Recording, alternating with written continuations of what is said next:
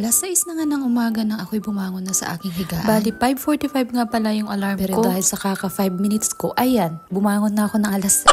Good morning sa mga magdi-Disney princess na naman in just 2 days. Uy, happy Friday! At etong araw nga na to ay medyo busy tayo dahil nga darating na yung amo kong lalaki galing sa kanyang business trip.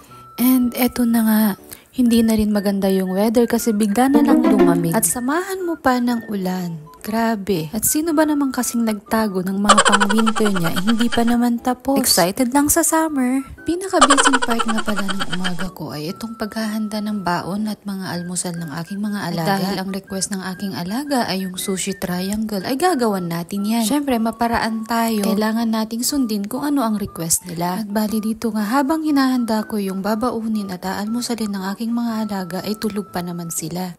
Madalas, yung alaga kong babae ang nauunang nagigising. Kaya hindi ko na kailangan siya pang gisingin. Ang problema ko na lang ay yung gigisingin ko yung alaga kong lalaki dahil napakahirap naman talaga niyang gisingin. 6:30 ko nga pala sila ginigising dahil hindi naman na sila naliligo kaya hindi na nila kailangan magising na maaga. Magpapalit lang naman sila ng damit at magtututbrush. Hindi katulad sa atin sa Pinas na kailangan nating maaga magising para mapaliguan ng ating mga anak. Samahan mo na rin din ng mahabang diskusyon muna bago mapakain ang ating mga anak, lalong-lalo na yung mga maliliit. Yun yung pinaka mahirap na part ng umaga, pero dahil dito naman hindi na sila nag-heavy breakfast. Mostly ang mga nire-request lang nilang breakfast sandwich, o di kaya oat milk, o di kaya fruits, or yung mga easy way of breakfast lang. Kaya hindi masyadong nakaka-stress sa mga breakfast niya.